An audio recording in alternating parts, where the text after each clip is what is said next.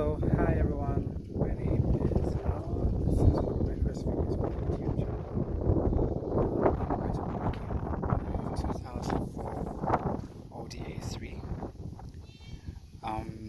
So right now it's got an oil leak that's coming from the oil filter housing gasket. Initially the leak was a very small leak, which I only noticed on the skid pan, or the last time we were doing a service. So over the past 2-3 weeks I've had significant leaks requiring me to top up my oil every week or so. So I initially did a YouTube search.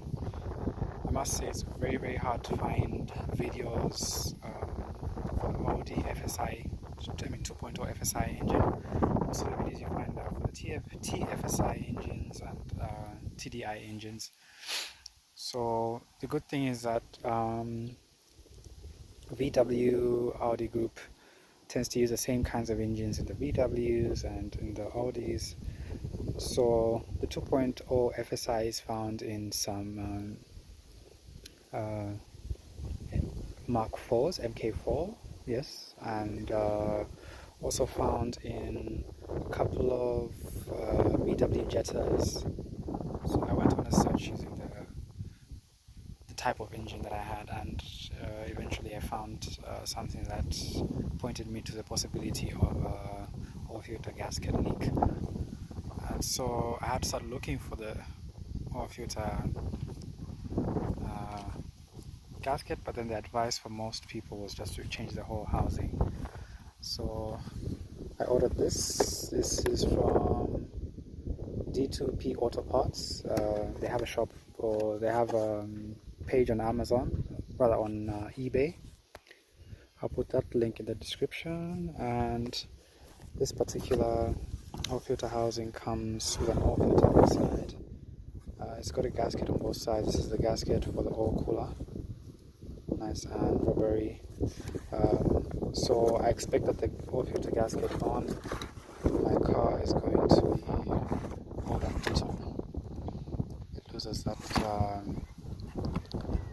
ability to seal once it becomes old and brittle. So this is nice and soft. So these are wound on tight. I had to verify the other day whether the oil filter was already inside or I had to get one. It was quite good. If you have a look here, this is the side that attaches to the oil cooler, and then this side attaches to the engine. So the first thing we're going to need to do is, as I'm working, I'm going to need to jack up the car so that I can drain the oil as I remove the different parts that I need to get out of the way just to get to the engine. It's a very weird way of assembling an engine. I guess it's they have to work with the space they have, I guess, and so you have to remove the inlet manifold, air inlet manifold, and it's advised to touch that together with the throttle body. It comes easy that way. So a couple of pipes that I'm going to have to remove just to make sure I get to the part that I'm working on. I used a video from YouTube which I'm going to link to help me figure out how to work on that. It was for a Mark 4 FSI 2.0 engine. I think he was working on the oil filter housing as well as the thermostat, but my thermostat is just fine. My temperature control is pretty good. Though I do have an issue with my aircon, which I'm going to put in another video. So I got this car secondhand, so a couple of things seem to pop up every once in a while, which I've been fixing with time. It's been fairly good in terms of the fuel consumption, but I think it can get better once I replace the NOx sensor, because that was also faulty. Yeah. So yeah, these are the tools I'm going to use. So a couple of different tools. simply because Volkswagen Audi Group decides to put all sorts of bolts and nuts. So most of the parts have Torx nuts or studs and Torx screws, and then you have your ordinary bolts and nuts, and then you have like a few parts that have hex bolts and nuts. So it's going to be, I just hope I have everything that I need. I'm going to use this to remove most of the clumps. I expect one set of clumps that will be very difficult on the inlet pipes, because there's some crimp, they call them crimp clumps, and I'm gonna need to replace those with these Jubilee clumps. These Jubilee clumps, there are 4 of them because they're 4 inlet pipes. So let me just open up and start. So I'm going to be using this 5-liter container as my drain pan. I don't have an actual drain pan. So I must say, I'm shooting this video from Zambia, which is in Africa, and certain things are a bit hard to find here, so half the things that I use on this car I have to order from either South Africa or the US or the UK. It takes a couple of weeks, particularly with this COVID-19 situation. So you tend to learn to use what you have available. I've found use in these 5-liter containers. I usually use either an old oil container or any other 5-liter container I can find. So what I did with this one is I used a kitchen knife and I cut open an opening. Just kind of sit right there, drain all the oil, and then when it's full, I'm going to put it aside, add oil. Once everything is tied up and everything, I'm going to add oil from that container into the engine. This engine takes about 5 liters, 4.75 liters of oil, and once that's done, I'm going to pour all the oil from that point into the other container. I'm using 5W40 from Petronas, which is a synthetic formulation. So this is my engine bay. It's a little dusty because I live in a farm area. Very nice area. So quiet and calm. So I'm gonna have to remove the whole of this bit here. This will come all together with this. Of course, whenever you start, you need to make sure you disconnect your battery, which I'm going to do shortly. And then there's a lot of pipes that lie behind this engine cover. Doesn't cover much. So I'm going to have to remove this bit, disconnect some pipes, disconnect this from there, and then this will have to disconnect from the power, remove a couple of hoses there. This bit that we need to disconnect. This pipe goes, I think, connects to the exhaust. Okay, so that has to be disconnected from this bit. We're gonna have to disconnect this bit from this cable from the throttle body. So I found last time that I tried to pull this out, I didn't exactly know. So some of these parts, depending on how long you've had the car, may become a bit stiff or brittle. So you need to be careful. I tried to pull this using a screwdriver and it came off over there. So I'm going to have to glue that bit later. So I'm just going to pull that out. For you to replace this hole, or to replace this bit, you need to, I guess, replace the whole electrical harness. It's connected to several other bits over here. And if there's one thing that's really hard to figure out on some of these buttons are the part numbers. I've clamped that with vice grip, and then I just move it out of the way from the throttle body. It's a bit of a hard job. I'm going to need to use both hands. So what I realized was that the clamp is quite strong, and if you place it if you move it towards the hose and let go of it, it would sort of almost damage the hose. So the best way to do it is to move the clamp towards the throttle body, pull out the hose, and then release the clamp over the ring or the metal ring of the throttle body. And then it can stay there, and the only thing you have to do is, when placing it back, is when you bring the hose, you clamp it again, push in the hose, and then put the clamp over the grooves where it's supposed to be.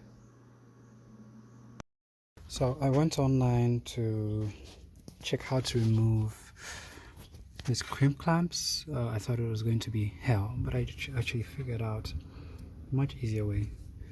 So I have with me a flathead screwdriver here, and all I do is I go here, there, and just push it to the side. Actually see that it actually moves.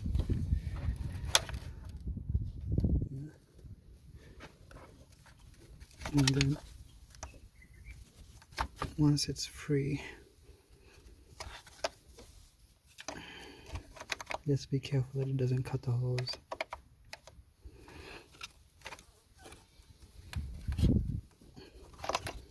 Okay, almost free. And there you go. As easy as that. So I have replacements for this, which I'm gonna use. So first time I'm seeing this part of the engine. So I'm not going to be working on the intakes, so I'm going to cover them to keep dust from going inside. But it is interesting to see this part of the engine. Wow.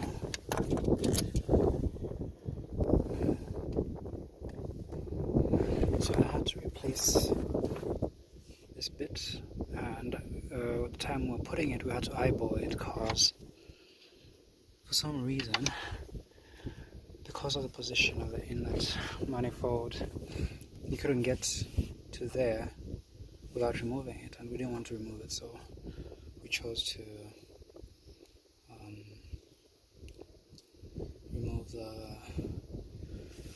just try and push it through and eyeball it, but then I couldn't put the little holder on top. So this is going to be a chance for me to put everything back together properly. So we're not doing anything on the thermostat, we're just going to be working with this, removing that, and the bolts over there. So these are 6mm hex. I'm going to remove all cooler, and then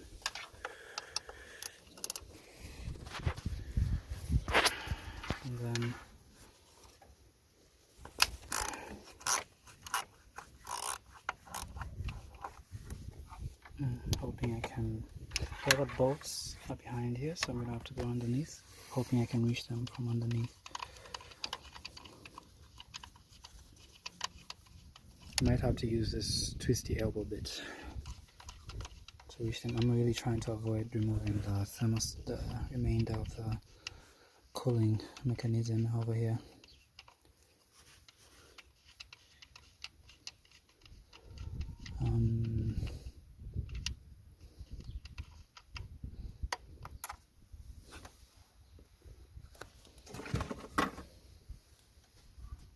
Two bolts out on top, two at the bottom. So I need to remove this to get access to the remainder of the oil filter thingamajig. Remainder of the oil filter thingamajig.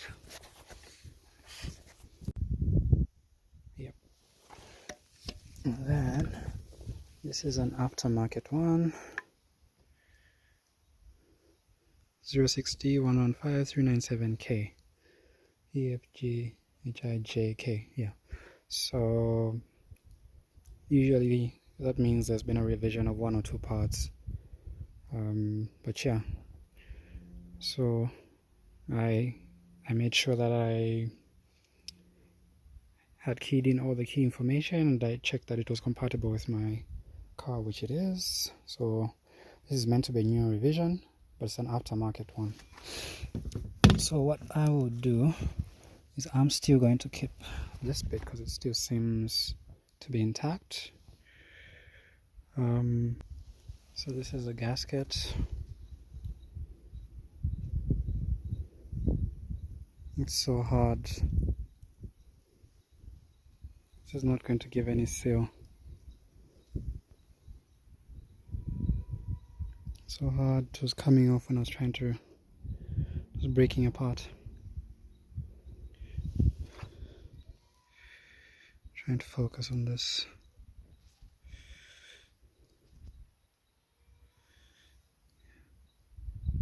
Breaking apart when I tried to remove it. So I need to, if I should ever use this again, I need to replace these gaskets. So I will keep it. You never know when you need it. So what I've noticed is that the older your car gets, the harder it is to get spare parts for your car. And if there's one car whose parts are so hard to find, it's the Audi FSI engine. Actually, any FSI engine, 2.0 FSI engine, has probably the least number of parts available out there. There are a few reliable websites that can give you parts based on your engine type. There's one called autodoc.co.uk. I'm going to put some links in the description for some reliable websites. But half the time I have to go onto eBay to look for parts. It has happened that I've ordered parts from eBay or other stores, and when they come they don't work. This here is a crankshaft position sensor. So I had an issue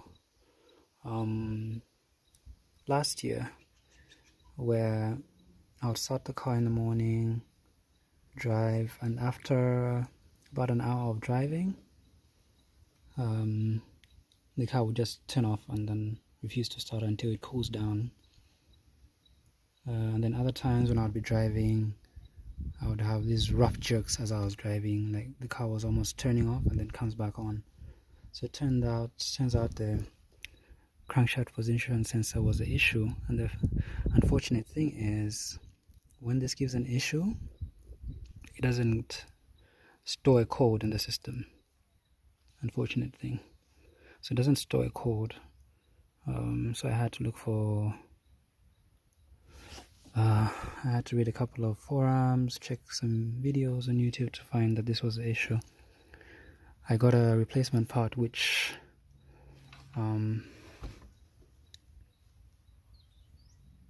from one manufacturer which didn't end up working, which was a bummer.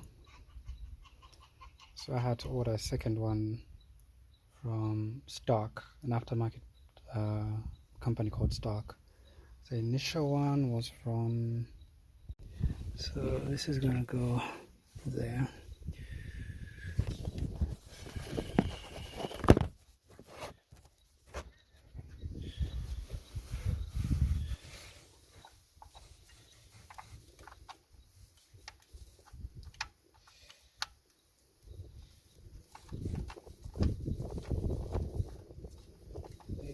Wait.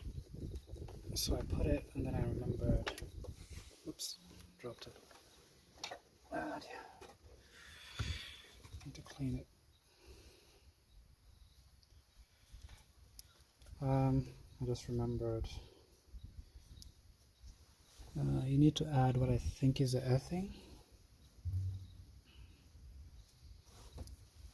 So I zip tied it here.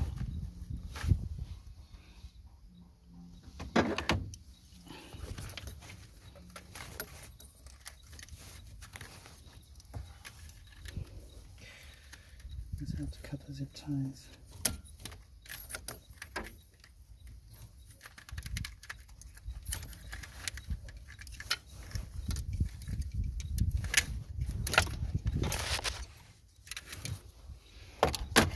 Okay.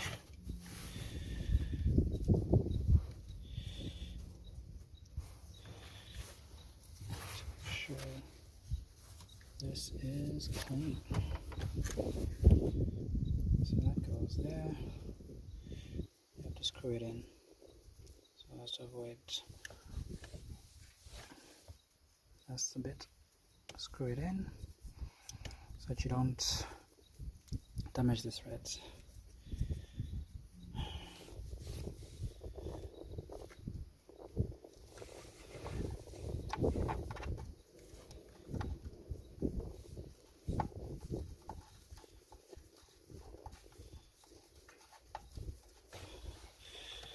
This is an oil pressure sensor.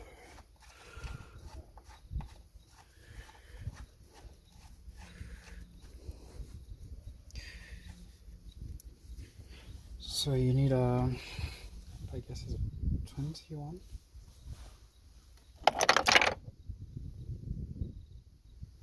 Is it a 24 millimeter?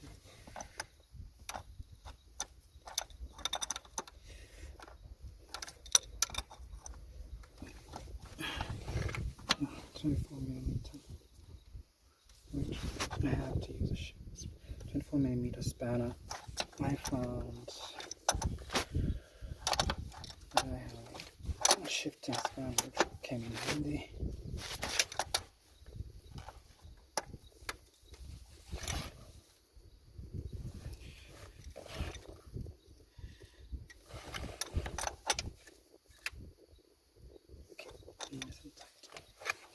Okay.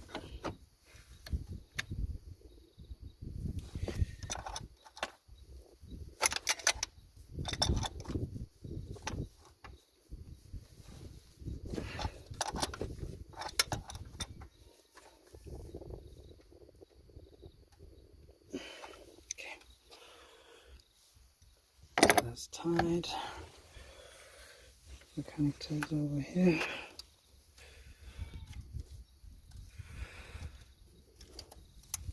Okay. A lot of coolant has leaked out.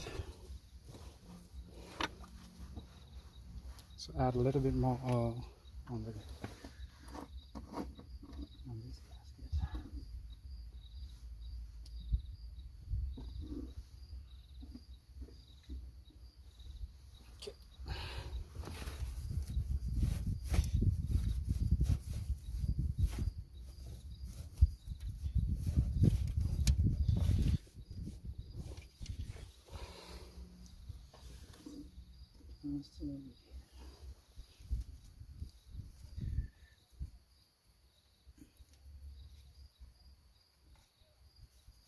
Okay.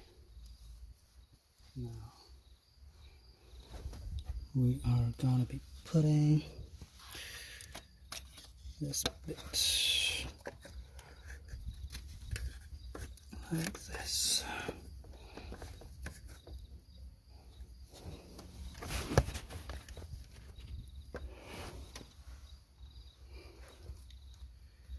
There will be a little bit of an oil leak from the oil that was in the cooler. So oil filter cooler is there, and now I need to put in the bolts. It's been a couple of weeks. I got a low oil pressure light, or an oil pressure light, when I replaced the oil filter housing, and I was bummed. So I had to go over everything that I did.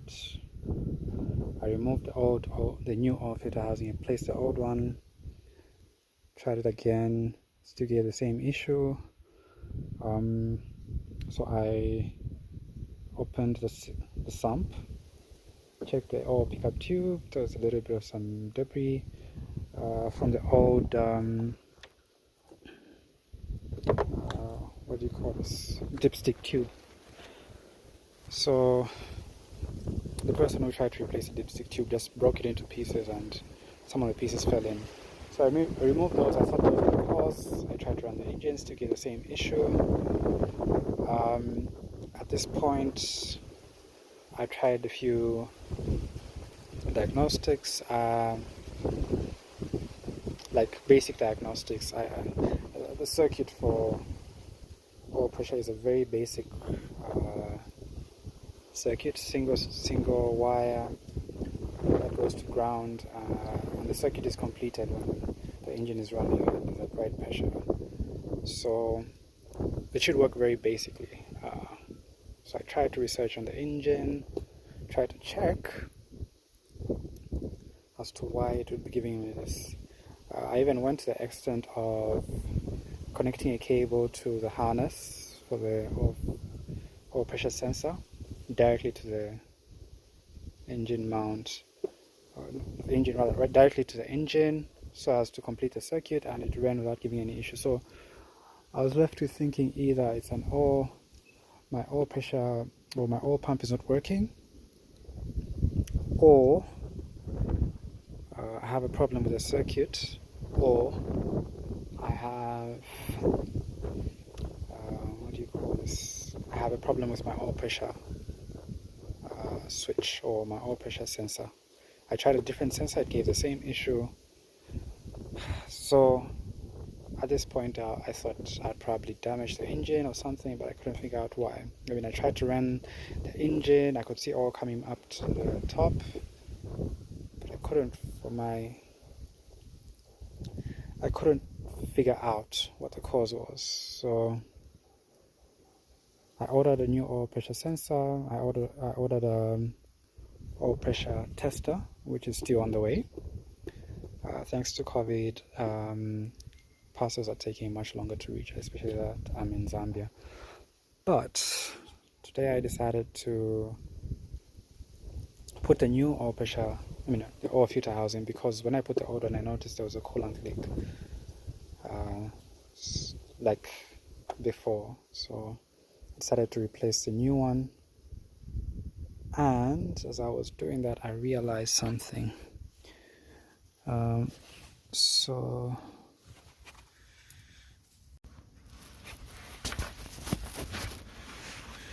the oil pressure sensor connects to this cable.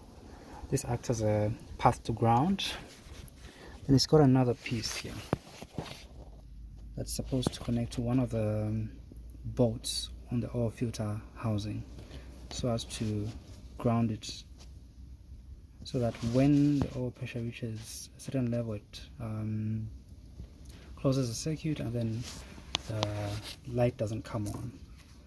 So I did not realize that when I was putting the oil filter housing, I was not connecting this cable.